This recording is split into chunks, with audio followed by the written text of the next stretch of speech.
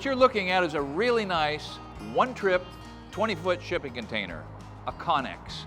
And I'm going to turn this into a job trailer, a job shack for a friend of mine.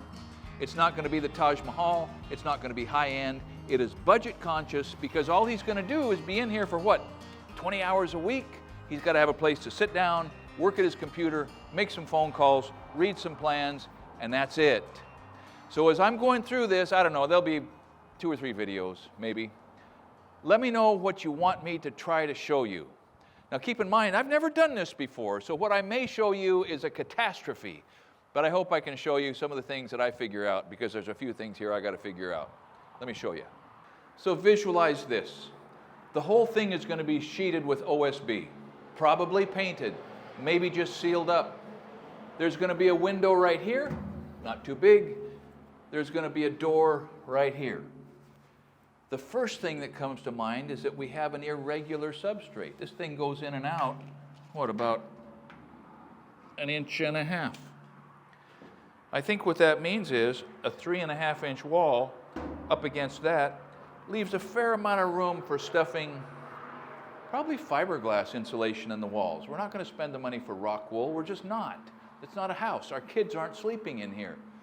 Now the ceiling, the irregularities are not as pronounced, so I'm planning on using self-tapping screws to screw a 2x4 ledger against that, and then I'll joist hanger 2x4s from ledger to ledger. They'll span the 7.5 feet by the time the walls are in here. Probably use some sort of a solid polystyrene or styrofoam or something stuffed into that void, because there's going to be moisture up there. Mold is an issue, so we'll try to mitigate that as best we can. These things come with very, very slight ventilation provisions. Not enough to do much of anything. I don't know that I'll augment that. I might. We'll see. The cutting in of the door and the window is going to be sort of a thing, right? I'm going to use a little cutoff wheel to cut the opening and then reestablish the jambs, I think, with 2x4 by 1/8 inch wall rectangular tubing.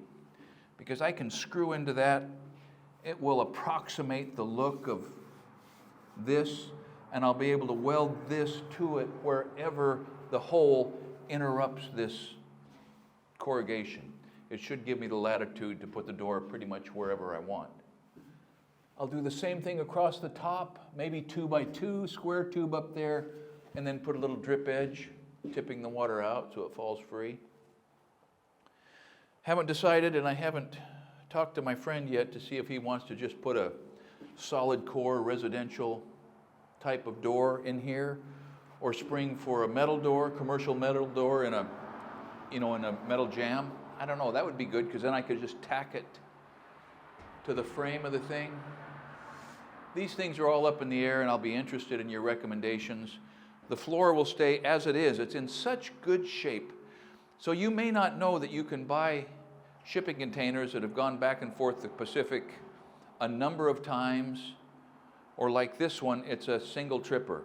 It just has come over one time, and it is in pretty much new condition, and it was $5,500.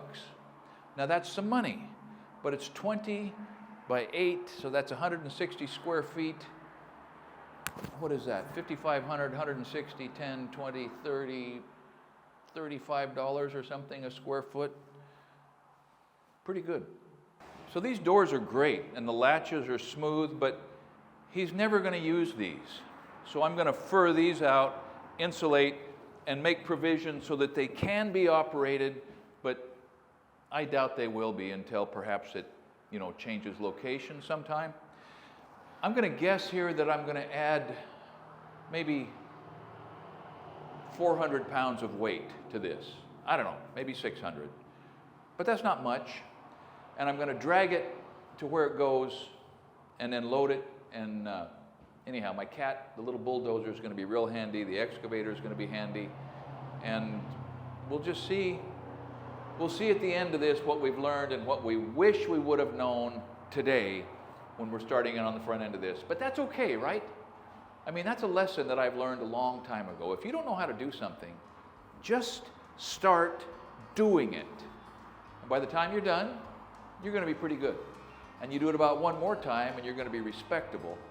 And by then you're going to be able to say, you know what, I can add that to my bag of tricks. And if you're in construction, you need just as big a bag of tricks as you can possibly get your hands on.